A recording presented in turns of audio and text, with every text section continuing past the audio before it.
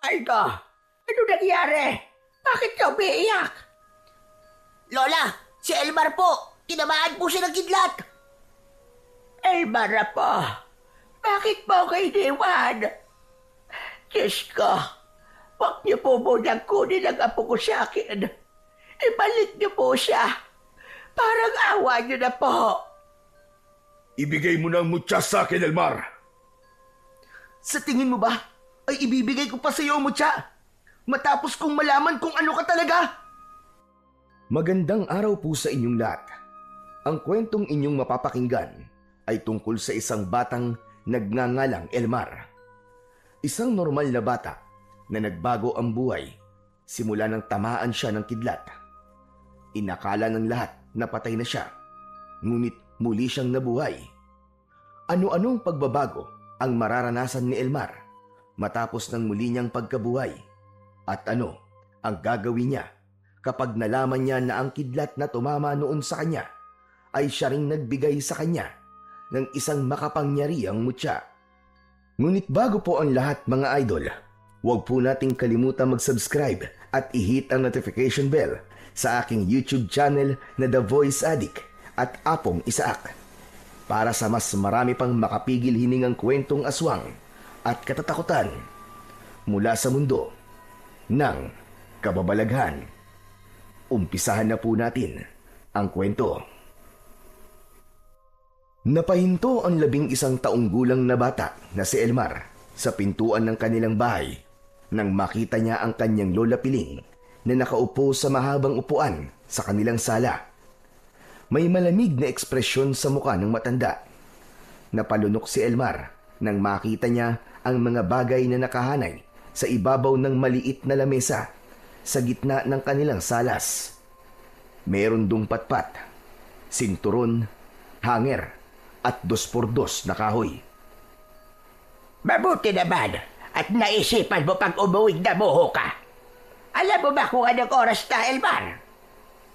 Hindi ko po alam, Lola. Wala naman po kasi akong relo eh. Ba't napaka-pilosopo mo talagang bata ka? Sumasakit ang dimdim ko sa'yo. Gabing-gabi na pero nasa labas ka pa rin. Hindi porket bakasyon ay aabutin ka ng dilim sa labas. Sana doon ka na lamang tumira kung gusto mo. Sorry na po, Lola. Sinusulit ko lang naman po ang bakasyon eh. 2 buwan lang naman po ito eh. Ba't nangangatwira ka pa talaga, ha? O sige gayon, mamili ka ng isa sa nasa lamesa. Ano ang gusto mong ipalo ko dyan sa puwet mo? Wala, Lola. Bakit naman po may 2x2? Lulumpuin niyo po ba ako? Mas mabuti nang malumpo ka para hindi ka na nakakalayas. Pero hindi kita papaluin dahil sa gabi ka na umuwi. Alam mo ba kung bakit kita papaluin? Hindi ko po alam eh. Bakit po ba? Alam mo ba, nag-away ang mag-asawang sina Yoli at Ruben dahil sa pagsisinungaling mong lintik ka. Sinabi sa akin ni Yoli na sinabi mo raw sa kanya na nakita mong may kasamang ibang babae si Ruben. Yung pala hindi naman totoo. Bakit mo ginawa yun, Elmar?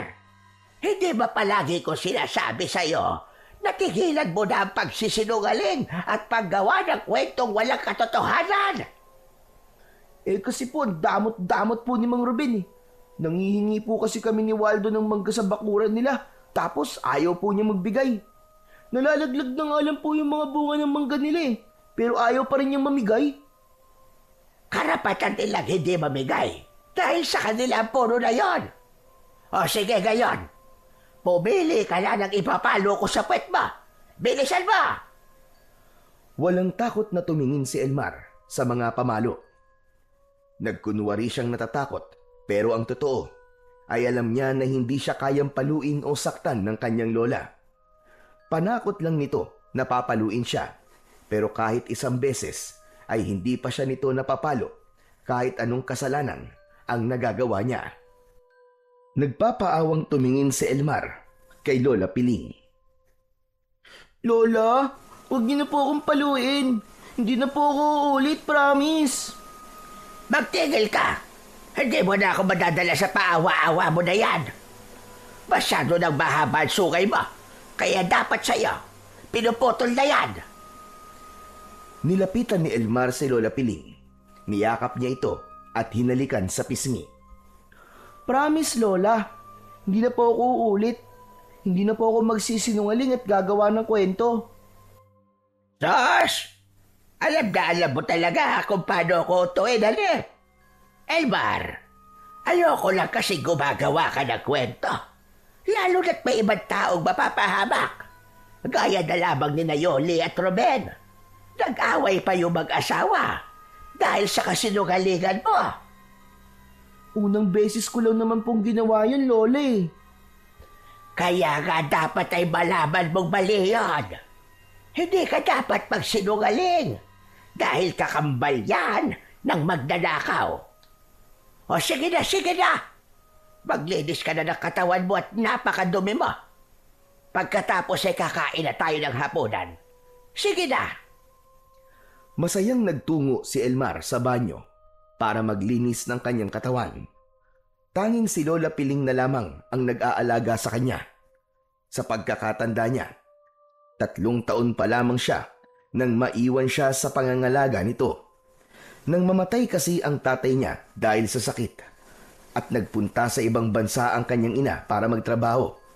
Sa ibang bansa ay may nakilalang lalaki ang nanay niya at simula noon ay hindi na ito nagparamdam kina Elmar at Lola Piling.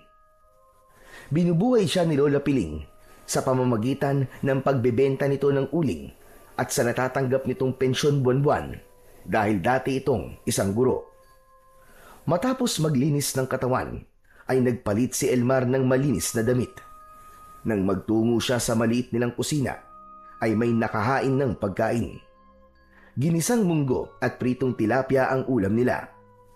Magalang kumain si Elmar, kasabay ng kanyang mahal na lola.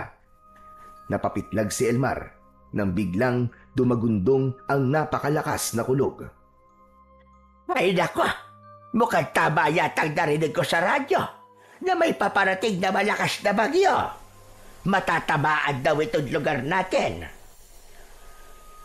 Lola, lilikas po ba tayo? Saka na, kapag lumakas na ang hangin at ulan, ay lilikas na tayo sa bahay ni Waldo. Ang kaibigan ni Elmar na si Waldo ay isa sa may kaya sa buhay sa baryo nila. May 2 palapag ang bahay nito. Noon kasi ay nagtatrabaho ang nanay nito sa Japan bilang entertainer. At nang makaipon na, ay bumalik na ito sa Pilipinas at nagtayo ng maliit na negosyo sa bayan. Hindi makatulog si Elmar ng gabing yon. Natatakot siya sa biglaang pagliwanag ng paligid nang dahil sa kidlat na sinusundan ng malakas na kulog. Napayakap siya sa kanyang Lola Piling na mahimbing na ang tulog.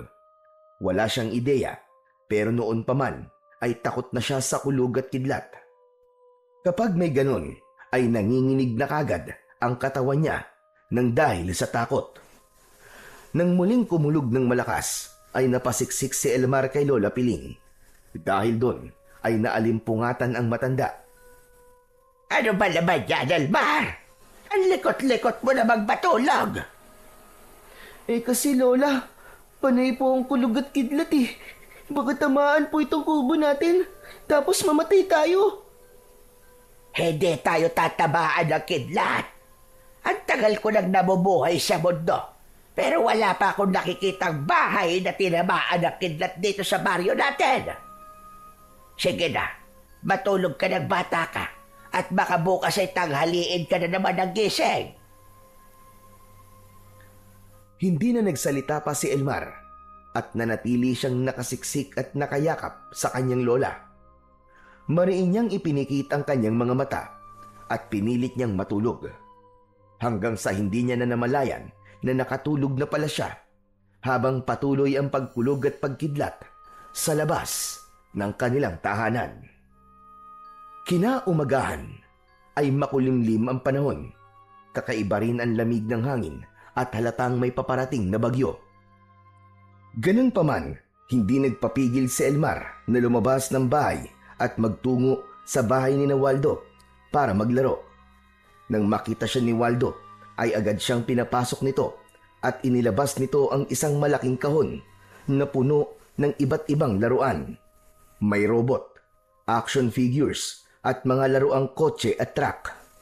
Walang mga ganong laruan si Elmar, kaya masaya siya dahil hindi ipinagdadamot sa kanya ni Waldo ang mga laruan nito. Alam mo ba, Waldo? May paparating doon na bagyo, sabi ni Lola Piling. Meron nga. Napanood namin ni Mama kagabi sa TV. Malakas daw yun. Kaya nga, wala dito si Mama eh. Nasa bayan siya at namimili ng mga pagkain para habang may bagyo ay hindi namin kailangan lumabas. Buti pa kayo. Basta, kapag bumaha na naman dito ulit kami ni Lola ha. Oo naman, walang problema. Doon ulit tayo matutulog sa kwarto ko sa itaas. Tapos, maglalaro tayo habang bumabagyo. Ang pagkakaibigan ni Elmar at Waldo ay nabuo dahil sa kanilang mga nanay. Matalik na magkaibigan ang mga nanay nila. Kaya nang mamatay ang nanay ni Elmar, ay isa ang nanay ni Waldo sa mga nagluksa at umiyak. Pagsapit ng hapon, ay nagsimula na ngang umulan. Maging ang hangin ay mas lumakas. Nakauwi na nun si Elmar at mula naman sa silid ni Elmar at Lola Piling ay nakasilip sa bintana si Elmar. Napakaitim ng kalangitan na parang napakaraming ulan ang ibabagsak nun anumang sandali. Ang mahinang ulan ay biglang lumakas at ganun din ang hangin na kung minsan ay sumisipol. Tumabi si Lola Piling kay Elmar at tinapik siya sa balikat. Tara na po, kumain na tayo. Luto na ang tinola. Lola, andito na po yata ang bagyo Ang lakas na po ng ulan at hangin. Kaya nga mas mabuti na kumain na tayo ng maaga. Lola, hindi pa po ba tayo lilikas? Tignan niyo po mukhang umaapaw na po ang ilog. Bumabaha na rin po. Tignan natin babaya. Kapag mabilis ang pagtaas ng tubig, ay saka tayo magtutungo sa bahay ni Waldo. Tinapik muli ni Lola Piling ang balikat ni Elmar. Nauna na itong magpunta sa kusina. Isinarado ni Elmar ang bintana at saka siya sumunod sa kanyang lola. Habang humihigop ng mainit na sabaw ng tinola, ay napapitlag si Elmar dahil sa malakas na kulog. Napatingin siya kay Lola Piling at bahagya itong umiling na para bang sinabi nito na wala siyang dapat na ikatakot. Itinuon na lang ni Elmar ang atensyon sa pagkain, ngunit kahit na anong pambabaliwala niya sa kulog at kidlat, ay hindi pa rin mawala-wala ang takot niya roon. Matapos maghapunan, ay pinagtulungan na ni Elmar at Lola Piling ang pagtataas ng mga importante nilang gamit. Nag-impake na rin sila ng mga damit nila na inilagay nila sa malaki at makapal na plastik. Nang sumilip si Lola Piling sa bintana, ay humarap pa ito kay Elmar nang may pag-aalala sa muka. Bakit po, Lola? Mataas na po ba ang tubig sa labas? Sa tingin ko, ay lagpas tuhod na. Maghanda ka na, Elmar, at kailangan na nating umalis dito. Huwag na nating hintayin na tuluyang tumaas ang baha.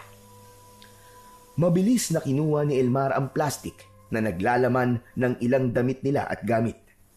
Bago sila lumabas, ay nagdasal muna si Lola Piling. Panginoon, huwag niyo pong pabayaan ang aming munting tahanan. Protektahan niyo po ito mula sa bagyo. Ito na lamang po meron kami ng aking apo. Maraming salamat po.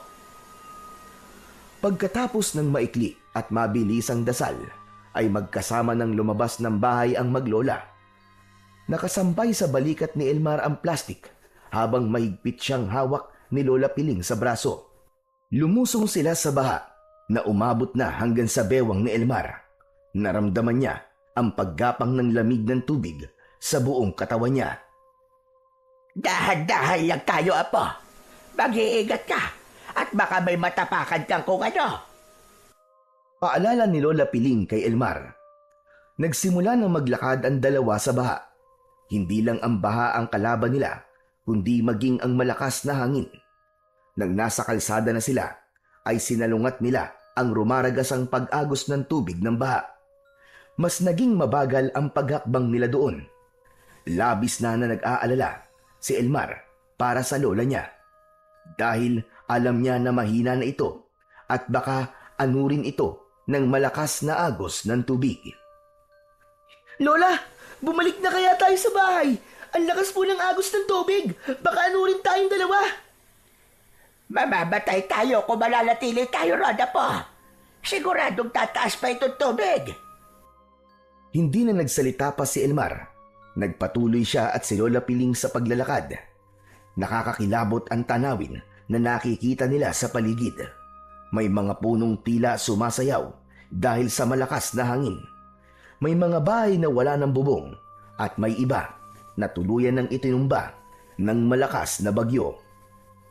Kahit paano ay nabawasan ang takot ni Elmar nang matanaw na nila ang bahay ni Waldo. Pagdating nila roon ay agad silang kumatok. Medyo mataas ang lupang kinatitirikan ng bahay na yon, kaya hindi pa umaabot sa mismong bahay ang baha. Agad na binuksan ng nanay ni Waldo ang pinto at pinapasok sila. Sinabihan sila nito na maligo muna at magpalit ng tuyong damit at baka magkasakit pa sila. Pinauna na ni Elmer si Lola Piling na maligo. Nang matapos ito, ay siya naman ang pumasok sa banyo para maligo at magpalit ng damit. Nang matapos na siya, ay inaya sila ng nanay ni Waldo na si Aling Mercy na kumain ng sopas. Sa paghigop ni Elmar ng mainit na sabaw ng sopas, ay nabawasan ang panginginig ng katawan niya dahil sa lamig. Habang nag-uusap sila Lola Piling at Aling Mercy tungkol sa bagyo, ay nagkatinginan sina Elmar at Waldo. Inaya siya ni Waldo sa sala upang kumain. Nagtungo sila roon, dala ang kani-kanilang mangkok na naglalaman ng mainit na sopas. Grabe no? Ang lakas talaga nitong bagyo, Waldo. Kulang na lang nga kanina. Matangay kami ni Lola sa bahay habang papunta kami rito. Ang astig nga nun eh. Ano kaya kung magpaanod tayo ng bangka? May laruan akong bangka eh. Sandali lang ako kunin ko. Nagmamadaling umakyat si Waldo sa ikalawang palapag. Makalipas ang ilang sandali, ay bumalik ito na may dalang-dalawang laruan na bangka. Nagpaalam si Waldo sa nanay nito na maglalaro sa bahay, pero hindi ito pinayagan dahil masyadong delikado. Nang pumasok na ang tubig sa loob ng bahay ni Waldo, ay nagtungo na silang lahat sa ikalawang palapag. Sa kwarto ni Waldo sila nagpunta at doon ay nagdasal silang apat para sa kanilang kaligtasan. Matapos ang pagdarasal ay sinabihan na sina Elmer at Waldo na matulog na. Humiga na silang dalawa sa malambot na kama pero nagpatuloy pa rin sila sa pagkikwentuhan. Mamaya, kapag nakatulog na sila Mama at Lola Piling, ay magpapaanod tayo ng bangka, ha? Sige, pero parang hindi sila matutulog eh. Kasi babantayan nila tayo. Hindi yan. Makakatulog din sila mamaya. Maghintay lang tayo. Matyagang naghintay sina Elmar at Waldo para makatulog sina Aling Mercy at Lola Piling. Ngunit tinamaan na si Elmar ng antok kaya hindi niya namalayan na nakatulog na pala siya. Hindi niya alam kung gaano siya katagal na nakatulog pero nagising siya nang yugyugin ni Waldo ang balikat niya. Nang magising siya ay agad niyang nadinig ang malalaking patak ng ulan sa bubong at ang sumisipol na hangin. Elmar, tulog na si Mama at Lola Piling. Tara na, magpaanod na tayo ng bangka sa baha. Nasa kabilang kwarto na sila. Waldo, wag na lang kaya. Baka mapahamak tayo eh. Kinakabahan ako. Ano ka ba? Hindi tayo mapapahamak. Kasi hindi na tayo lalabas ng kwarto ko. Halika, may ipapakita ako sa'yo. Bumaba si Waldo ng kama at binuksan nito ang bintana. Pumasok ang ampias ng ulan at malakas na hangin sa loob ng kwarto. Nakangiting tumingin si Waldo kay Elmar at sumenyas ito na lumapit. Kinakabahan man ay lumapit pa rin si Elmar at sumilip sila sa bintana. Nanlaki ang mga mata ni Elmar nang makita niya na lagpas na sa kalahati ng unang palapag ng bahay ang taas ng baha. Dito na lang tayo magpapaanod ng bangka. Hindi na natin kailangan lumabas pa. Kukunin ko lang yung mga bangka natin ha. Sandali lang, huwag kang aalis dyan. Nang umalis si Waldo sa tabi ng bintana, ay gumuhit ang kidlat sa kalangitan na nagbigay ng sandaling liwanag sa kapaligiran. Sinundan yun ng napakalakas na kulog na parabang may isang napakalaking halimaw ang umungol sa kung saan. Napaatras sa labis na takot si Elmar. Hindi sinasadyang naurungan niya si Waldo na palapit pala sa kanya. Naapakan niya ang paa ng kanyang kaibigan nang hindi sinasadya. Aray! Aray ko! Ay, pasensya ka na, Waldo. Natakot kasi ako sa kulog at kidlat eh. Ha? Takot ka sa kulog at kidlat? Hehe, nakakatawa ka naman, Elmar. Eh, anong magagawa ko? Sa takot talaga ako dun eh. Sus, hindi ka dapat matakot sa kulog at kidlat. Isipin mo na lang na pinipicturean ka ni Lord sa tuwing kumikidlat. Kaya kapag kumidlat, dapat nakangiti ka. Eh, paano kung tamaan ako ng kidlat? Makakangiti ka pa kaya nun? Grabe ka naman mag-isip. Alam mo, sabi ni Mama, bihira kang tamaan ng kidlat. Tumatama lang yan sa matataas na lugar. Ay nako, tama na nga yan. Oh, ito na ang bangka mo ha. Kung kaninong bangka ang unang lumubog, siya ang talo. Pipitikin ng 10 sa tenga. Inabot ni Waldo kay Elmar ang isang bangka na kulay pula, habang ang asul naman ay kay Waldo. May takot man, ay lumapit pa rin si Elmar sa tabi ng bintana, habang nasa kaliwa niya ang kanyang kaibigan. Nagbilang si Waldo ng 1 hanggang 3, bago nila binitiwan ang kanika nilang laroang bangka. Nagpalutang-lutang yun sa baha at mabilis na inanod. Bumangga ang bangka ni Elmar sa isang puno at nanatili yun doon hanggang sa tuluyan yung nilamon ng tubig. Habang ang bangka naman ni Waldo ay patuloy na inaanod ng rumaragas ang tubig. Napatalon sa tuwa si Waldo. Yes! Yes! Panalo ko! O paano ba yan? Pipitikin kita ng 10 sa tenga. Huwag mong lakasan ha. Walang thrill. Kung hindi ko lalakasan, ikaw naman oh. Humarap si Elmar kay Waldo. Napapapikit siya nang simulang pitikin ni Waldo ang tenga niya. 5 pitik sa kaliwang tenga at 5 rin sa kanan. Ang daya. Gusto ko makabawi. Teka, may bangka ka pa ba? Nako, wala na eh. Pero pwede tayo gumawa ng bangkang papel. Ganon ulit ang rules. Kung kaninong bangka ang unang lumubog, pipitikin sa tenga ng 10. Dahil nais makabawi ni Elmar, ay pumayag siya sa sinabi ni Waldo. Sandaling nagpaalam si Waldo upang kumuha ng mga papel. Habang mag-isa si Elmar sa kwartong yon, ay napatingin siya sa nakabukas na bintana. Napapitlag siya nang may gumuhit na naman na kidlat sa kalangitan na sinundan ng malakas na pagkulog. Napalunok siya. Inisip niya na kung hindi niya haharapin ang takot niya, ay baka hanggang sa kanyang paglaki ay madala niya yon. Kidlat at kulog ka lang. Hindi ako dapat matakot sa'yo. Marahang humakbang si Elmar palapit sa bintana. Nang nasa tabi na siya ng bintana, ay hinayaan niyang mabasa siya ng bahagya ng ampias ng ulan. Matiim siyang nakatitig sa madilim na kalangitan at hinintay niyang kumidlat ulit. Nang gumuhit muli ang kidlat ay napapitlag na naman siya. Mariin siyang napapikit dahil alam niya na ang kasunod nun ay ang pagkulog. Nang marinig niya ang kulog ay nanginig ang buong katawan niya nang dahil sa takot. Sa pagbukas ng mata ni Elmar ay isang malalim na paghinga ang pinakawalan niya. Dapat kapag kumidlat at kumulog ulit, ay hindi na ako matatakot. Yun ang gagawin ko. Matyagang naghintay si Elmar sa muling pagkidlat. Hindi niya inalis ang tingin niya sa kalangitan hanggang sa gumuhit sa kalangitan ang napakalaking kidlat. Nanlaki ang mga mata niya at tila bumagal ang paggalaw ng lahat ng nasa paligid niya.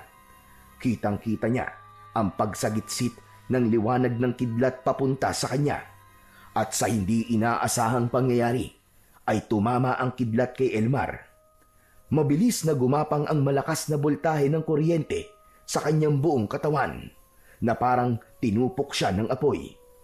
Ngunit bukod sa pagtama ng kidlat sa kanya, ay naramdaman din niya na tila may kung anong bagay ang pumasok sa bibig niya at naglakbay yun papunta sa kanyang dibdib.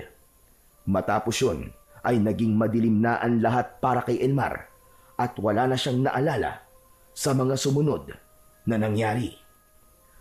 Napabalikwas ng bangon si Lola Piling nang marinig niya ang malakas na pagsigaw ni Waldo habang kumakatok sa kwarto kung saan sila natutulog ni Mercy. Sabay silang tumayo at si Mercy ang nagbukas ng pinto. Labis na kinabahan si Lola Piling nang makita niyang umiiyak si Waldo at nanginginig. Waldo, ano nangyari? Bakit ka umiiyak? Lola, si Elmer po. Tinamaan po siya ng kidlat. Ano ka ba? Nagmamadaling nagtungo si na Lola Piling sa kwartong kinaroroonan ni Elmar. Nang hilakbot siya, nang makita ang nakahandusay na katawan ng kanyang apo sa sahig. Nangingitim ang ilang bahagi ng katawan nito. Diyos ko, Elmar! Apo ko! Nilapitan ng matanda si Elmar at napaiyak siya nang mapansin na hindi na humihinga si Elmar. Ganun pa man ay pinilit niyang kumalma. Inihiga niya ng maayos si Elmar sa sahig at sinimulan niyang bombahin ang dibdib nito gamit ang kanyang mga kamay. Binugahan din niya ng hangin ang bibig nito. Paulit-ulit yung ginawa ni Lola Piling, ngunit hindi na nun nagawang ibalik ang buhay ng kanyang mahal na apo.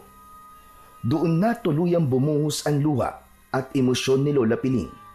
Mahigpit niyang niyakap ang malamig na katawan ni Elmar habang humahagulgol. Elmar po, bakit mo ko iniwan?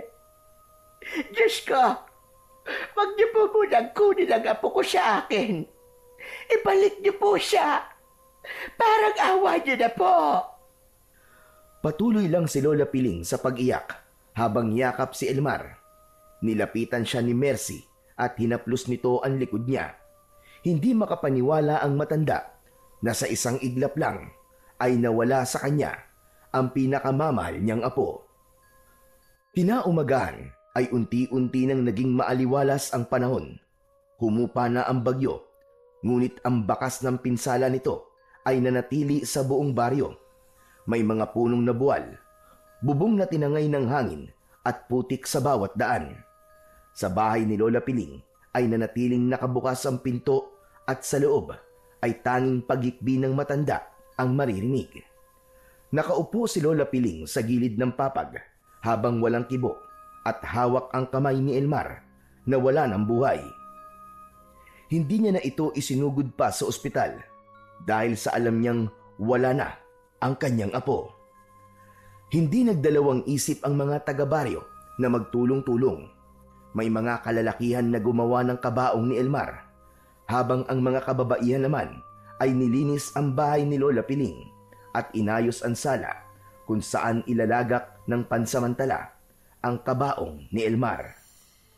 Sa gitna ng lungkot ay hindi iniwan si Lola Piling ng mga tao, lalong-lalo na si Aling Mercy na siyang nag-asikaso sa pagkain at sa mga nakikiramay. Sa unang gabi ng burol ni Elmar ay hindi nilisan ni Lola Piling ang tabi ng kabaong ng kanyang apo. Walang tigil ang pag-agos ng kanyang luha. Patawarin mo ko, apo. Hindi man lang kita nagawang protektahan at iligtas. Ang akala ko ay ako ang mauuna sa iyo. Pero bakit ikaw ang nauna? Napakasakit. Napakasakit, apo. Hindi ko kayang tanggapin na hindi ko na maririnig ang tawa at ang mga kwento mo.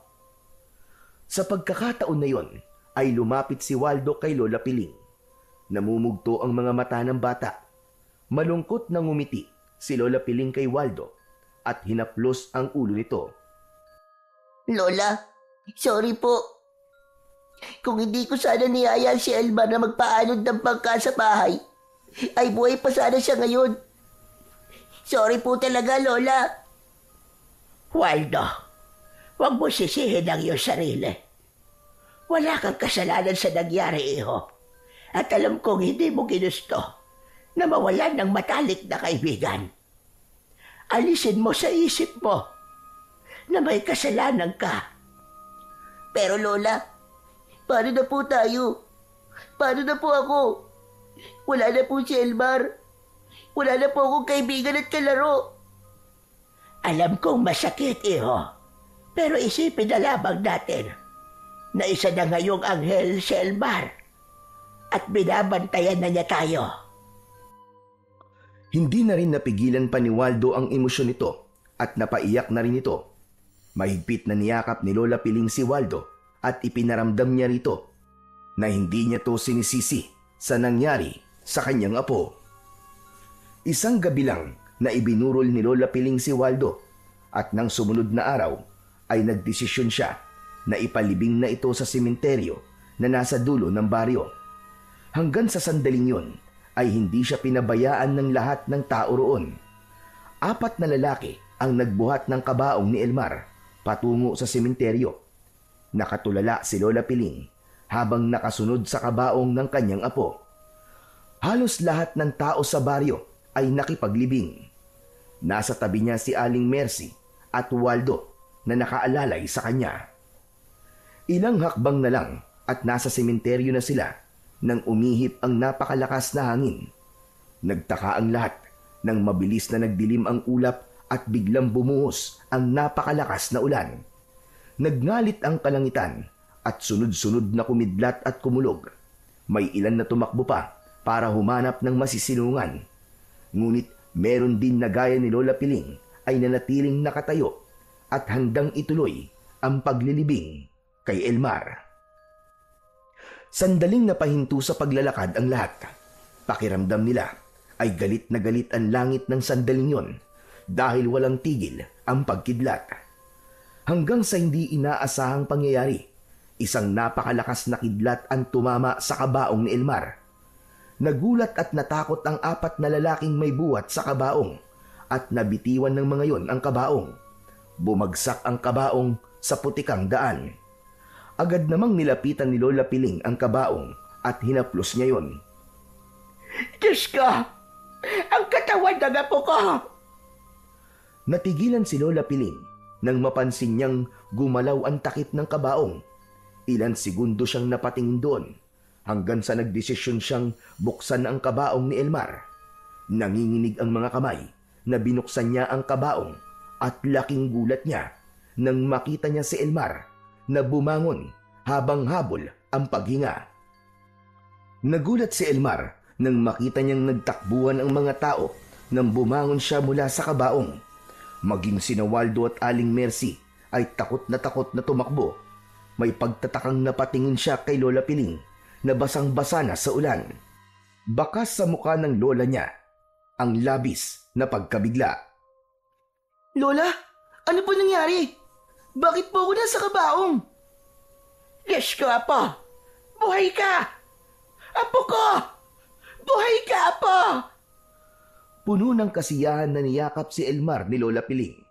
Napakunot ang noo niya dahil hindi pa rin niya maintindihan ang nangyayari. Agad na umuwi sina Elmar at Lola Piling sa bahay nila. Doon ay nagpalit sila ng tuyong damit dahil sa labis ang gutom at uhaw ni Elmar. Ay binigyan siya ni Lola Piling ng tinapay at tubig. Hinayaan muna siya ng lola niya na kumain. Sunod-sunod ang pagkagat ni Elmar sa tinapay na parabang ilang araw siyang hindi nakakain. Nang matapos kumain, ay saka siya kinausap ng kanyang lola. Hindi pa rin ako makapaniwala na buhay ka, Elmar. Kahit ang mga tao dito sa atin ay nakalang patay ka na. Kaya po pala nagtakbuhan sila kanina nang bigla po akong bumangon sa kabaong. Wala ka ba talagang natatandaan sa nangyari? Hindi mo ba naaalala na tinamaan ka ng kidlat kaya ka namatay? Naalala ko po yun. Pero ang akala ko po ay natutulog lang po ako. Bakit po kaya ako nabuhay ulit? Hindi ko rin alam. Kanina ililibing ka na sana namin sa sementeryo. Tapos bigla na lamang na tinamaan ng kidlat ang iyong kabaong. Pagkatapos doon, ay bigla ka na lang nabuhay. Ang nangyari tuloy ay parang kidlat ang pumatay at bumuhay sa iyo. Pero hindi na yun ang importante. Ang mahalaga po ay buhay ka na ulit. Maraming salamat sa Diyos at ibinalik ka niya sa akin na po. Naging usap-usapan sa baryo at sa mga katabing lugar ang muling pagkabuhay ni Elmar. May nagsabi na isa yung himala at meron ding may hinala na hindi naman talaga namatay si Elmar at nakatulog lamang siya. Maging si Elmar ay nagtataka sa kung paano siya nabuhay muli. Ilang araw siyang hindi lumabas ng bahay dahil marami ang nagtatanong sa kanya at wala rin naman siyang maibigay na kasagutan. Sa gitna ng mga usap-usapan ay pinili ni na Elmar at Lola Piling na wag munang masyadong lumabas ng kanilang tahanan. Inisip nila na darating din ang araw na huhupa ang katanungan ng mga tao at makakalimutan din ng mga ito ang nangyari kay Elmar. Isang umaga, nasa gubat sina Elmar at Waldo. Inakyat nila ang isang puno ng aratilis upang manguha ng bunga. Iniwasan na muna ni Elmar ang maglaro sa mismong baryo para makaiwas siya sa mga tao at sa pangungulit ng mga ito sa pagtatanong sa kanya kung paano siyang nabuhay muli. Habang abala ang magkaibigan sa pamimitas ng bunga ng aratilis, ay nagsalita si Waldo. Grabe ka, Elmar. Halos 2 linggo na simula nang mabuhay ka ulit ay usap-usapan ka pa rin sa baryo natin. Para ka tuloy artista eh. Hindi na nga kami natutuwa ni Lola Piling eh. Gusto na namin bumalik sa normal ang buhay namin. Nahihirapan na rin kami. Hindi nyo rin naman masisisi ang mga tao na magtanong sa inyo eh. Talaga kasing hindi ka panipaniwala ang nangyari sa'yo, no? Paano ka nga ba niya buhay ulit? Ewan ko, Waldo. Hindi ko rin alam talaga. Ang sabi ni Lola, baka raw himala mula sa Diyos. Ang astig nga nung tinamaan ng kidlat ang kabaong mo, tapos bigla kang bumangon. Kaya lang, akala namin naging zombie ka eh, kaya nagtakbuhan kami sa takot. Sandaling natigilan si Elmar. Simula kasi nang mabuhay siyang muli, ay may ilan siyang napansin na nagbago sa kanyang katawan. Pakiramdam niya ay lumakas ang kanyang katawan. Minsan ay hindi niya sinasadyang maging mabilis ang kanyang kilos. Gaya na lang nung kumain sila ng hapunan ni Lola Piling. Natabig ni Lola Piling ang baso at mabilis niya yung nasalo. May mga pagkakataon din na pakiramdam niya ay naglalabas ng kuryente ang kanyang mga kamay. Elmar, tumingin ka sa taas ng puno. Ang daming hinog na bunga oh. Huwag na muna tayong umakyat sa pinakataas. At payat na ang mga sanga dyan eh. Baka mabali pa yun tapos mahulog tayo. Payat nga, pero matibay yun sigurado ako. Tignan mo, aakyat ako. Waldo, wag na. Baka mahulog ka pa eh. Ngunit hindi pinakinggan ni Waldo ang kaibigang si Elmar. Mabilis itong umakyat papunta sa mas mataas na bahagi ng puno ng alatiris. Waldo, bumaba na tayo. Ang dami na nating nakuha eh. Tama na to. Sandali lang. Uubusin ko lang yung mga nasa itaas tapos bababa na tayo. Sayang din to. Nandito na tayo eh. Biglang kinabahan si Elmar habang pinapanood si Waldo na patuloy sa pag-akyat sa tuktok. Kumapit ito sa mga sanga at nang makarating ito sa pinakataas ay bigla na lamang naputol ang sanga kung saan ito nakaupo. Dire-diretso itong bumulusok pa ibaba at kitang-kita ni Elmar na naituon ni Waldo ang kaliwa nitong kamay sa lupa bago ito bumagsak. Aray ko! Aray! Nabali yata ang braso ko. Tulungan mo ako, Elmar! Aray ko! Nagmamadaling bumaba si Elmar. Wala na siyang pakialam kahit nahulog na ang ilang alatiris na nakalagay sa bulsa ng kanyang shorts. Nang makababa na siya, ay nakita niyang balinga ang kaliwang braso ni Waldo. Nakangiwi ito at namimilipit sa sakit. Yan! Ang kulit mo kasi. Sinabi ko na sa'yo na wag na tayong umakyat sa pinakamataas eh. Umakyat ka pa rin. Pwede bang wag mo na akong sisihin? Tanungan mo na lang akong tumayo, aray ko. Mamamatay na yata ako, bali na yung braso ko. Ang OA mo naman, Waldo. Braso lang ang nabali sa'yo, mamamatay ka na kagad. Sobrang sakit kasi. Aray ko po, nahihilo ko. Napatitig si Elmar kay Waldo. Hindi niya maintindihan. Pero tila may nagtutulak sa mga kamay niya na hawakan ang nabaling braso ng kanyang kaibigan. May pagtatakang napatingin si Waldo kay Elmar. Ano pa tinitingin-tingin mo dyan?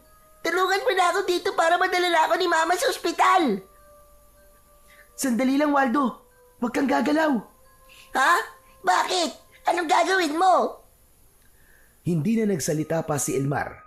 Tila may boses na bumubulong sa kanya na kaya niyang pagalingin ang braso ni Waldo kung hahawakan niya yon. Nanlalaki ang mga mata ni Waldo nang sa wakas ay dumampi na ang mga kamay ni Elmar sa bali nitong braso. At sa paghawak niya sa nabaling braso ni Waldo ay isang mainit at matalim na sensasyon ang dumaloy mula sa palad niya na parang kuryente. Dumaloy ang kuryenteng yon sa braso ni Waldo at nagulat ito. Napaiktad si Waldo at sinapo nito ang braso. Hala, ano yun? Bakit parang nakuryente mo ko? Waldo, tignan mo ang braso mo, Waldo. Magaling na. Laking gulat ni Waldo nang malaman nito na bumalik na sa normal ang braso nito. Iginalaw-galaw nito yon at pagkatapos ay namamangha itong tumingin sa kanya. Oo nga no, hindi na rin masakit. Paano mo nagawa yun? Paano ka nakapagpalabas ng kuryente sa kamay mo? Hindi ko rin alam, Waldo eh. Kanina, parang may bumubulong sa akin na kaya kitang pagalingin kung hahawakan ko ang braso mo. Wow! Ang astig! Hindi kaya dahil sa tinamaan ka ng kidlat? Ibig sabihin, Elmar, isa ka ng doktor ngayon. Hala, doktor ka agad. Hindi ba pwedeng albularyo muna? Ganun na rin yun. Grabe, ang galing-galing mo. Tignan mo, hindi na nga talaga bali ang braso ko. Patuloy na namangha si Waldo habang pinagmamasdan nito ang braso nito. Habang si Elmar naman ay puno ng pagtataka kung paano niya yon nagawa. Bago sila umalis ng gubat, ay nakiusap muna si Elmar kay Waldo na wag nitong sasabihin sa kahit na sino ang nangyari, kahit pa sa nanay nito. Nangako naman si Waldo na mananatiling sikreto nilang dalawa ang pagpapagaling ni Elmar sa braso niya.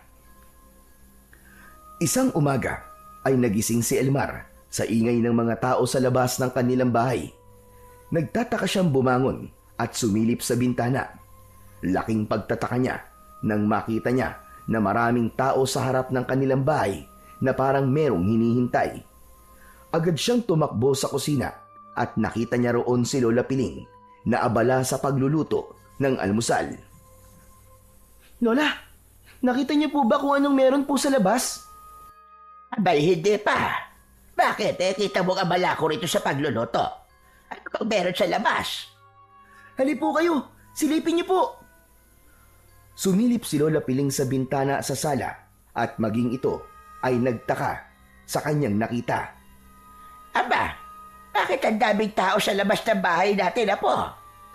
Hindi ko nga rin po alam eh. Baka naman po, mga pinagkakautangan niyo mga yan, Lola, lagot kayo. Hoy, Elmar, nabuhong bata ito. Hindi ko ugali ang mangutang dahil alam kong wala naman akong pambayad, Hanggang sa may kumatok sa pinto. Nang buksan yun ni Lola Piling, ay pumasok ang nakangiting si Waldo. Agad namang isinarado ng matanda ang pinto. Sabi ko na nga ba at dadagsain kayo rito ng mga tao eh. Ibig sabihin, ikaw ang dahilan kung bakit maraming tao sa labas ng bahay namin? Ganun na nga, Elmar. Sinabi ko sa kanila na napagaling mo na bali kong braso. Ang sabi ko ay magaling kang manggagamot at isa ka ng batang albularyo. Sandali lang. Elmar, ano sinabi nito si Waldo na pinagaling mo ang braso niya? Imbis na si Elmar ang sumagot, ay si Waldo ang sumagot para sa kanya. Ikinuwento ni Waldo kay Lola Piling ang nangyaring pagkahulog nito sa puno ng alatiris at ang pagpapagaling ni Elmar sa nabali nitong braso. Totoo ba yun, Apo? Pinagaling mo nga ba itong si Waldo? Opo, Lola. Ang hinala po namin ay baka nagkaroon po ako ng kakayahang manggamot matapos po akong tamaan ng kidlat. Pero Waldo, ikaw naman, bakit mo ipinagkalat yun? Hindi ba nangako ka sa akin na sikreto lang nating dalawa yun? Sorry kung pinangunahan kita. Pero maganda ang intensyon ko kung bakit ko yung ginawa. Naisip ko kasi na pagkakataon mo na para kumita ng pera, Elmar. Piruin mo, sa dami ng tao na nasa labas na gustong magpagamot sa'yo, ay baka kumita ka ng milyon sa isang araw. Grabe kang OA mo naman, milyon kagad. Eh di kahit 1,000 na lang, basta gamitin mo ang kakayahan mo na yan para yumaman kayo ni Lola Piling. Napalingon si Elmar kay Lola Piling at naramdaman niyang nag-alangan din ito. Ganun pa man, anuman ang maging desisyon ni Lola Piling, alam ni Elmar na siya pa rin ang masusunod sa huli kung gagamitin ba niya ang bagong tuklas niyang kakayahan para makatulong at kumita ng pera. Matapos ang mahabang pag-aalinlangan ay lumabas din si Elmar sa pintuan at hinarap ang mga taong matyagang naghintay sa kanilang bakuran. Isa-isa niyang nilapitan ang mga may karamdaman.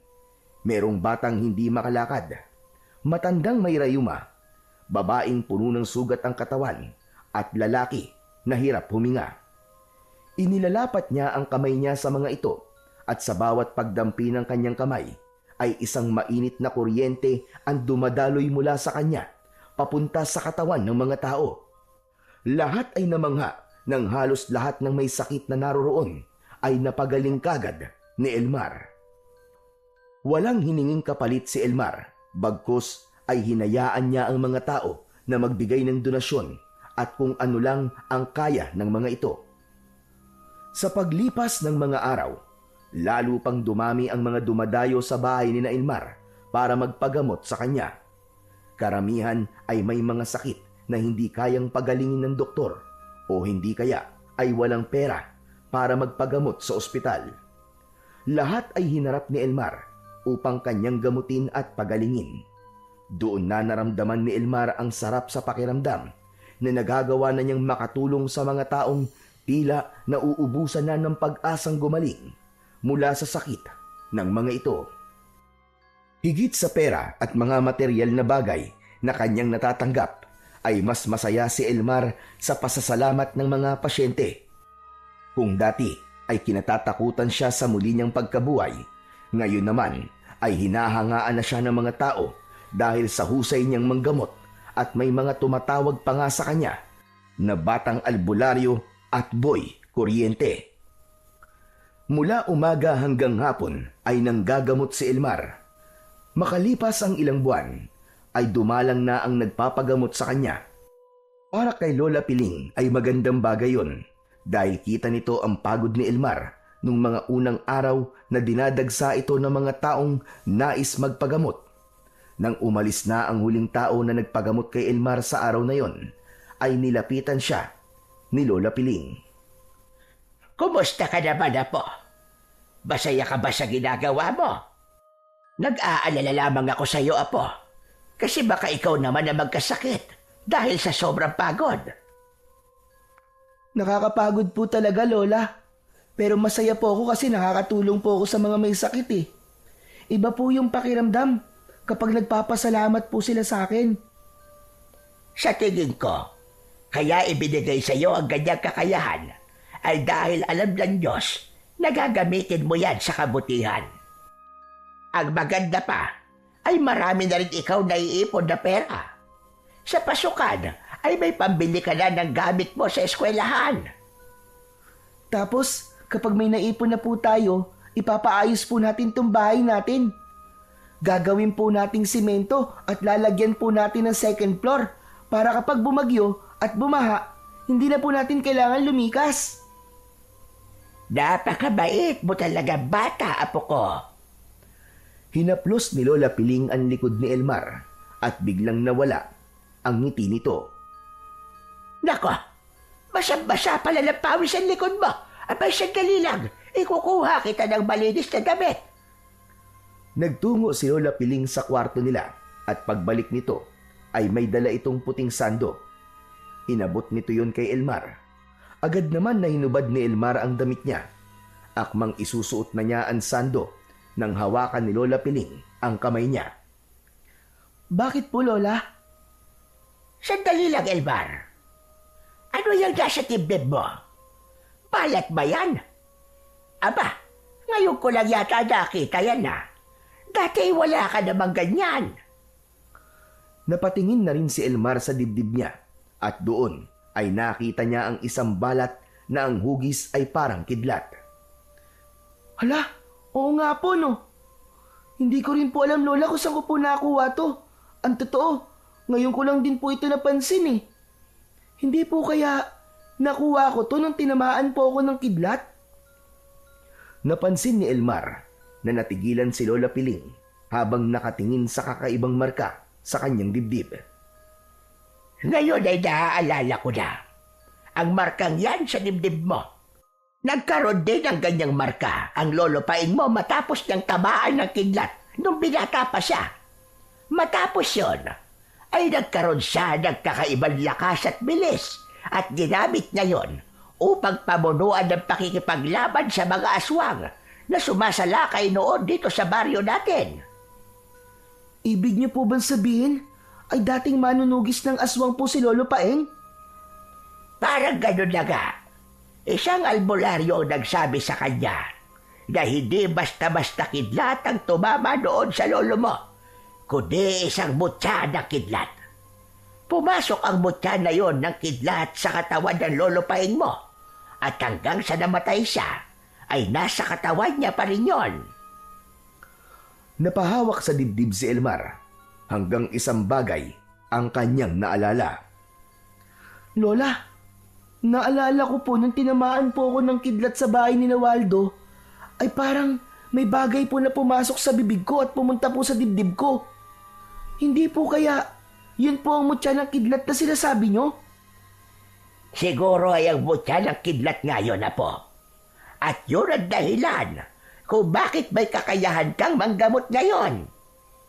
Kung ganun po, ibig po bang sabihin ay makikipaglaban din po ako sa mga aswang?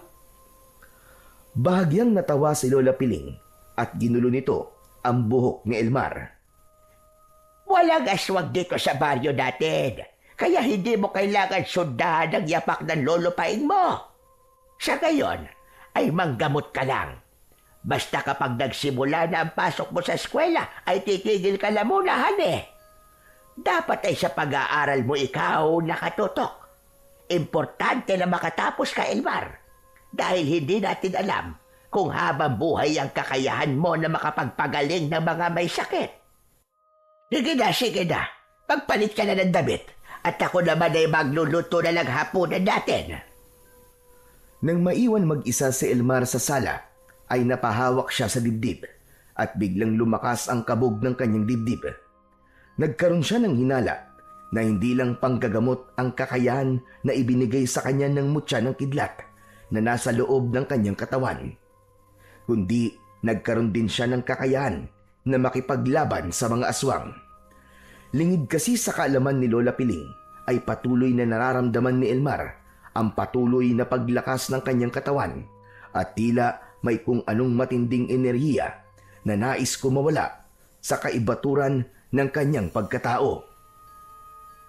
Isang hapon, naglalaro ng holin si Elmar at Waldo sa harapan ng bahay ni na Elmar. Wala noon si Lola Piling dahil nagpunta ito sa palengke. Kapag walang nagpapagamot kay Elmar, ay sinasamantala niya ang pagkakataon para makapaglaro.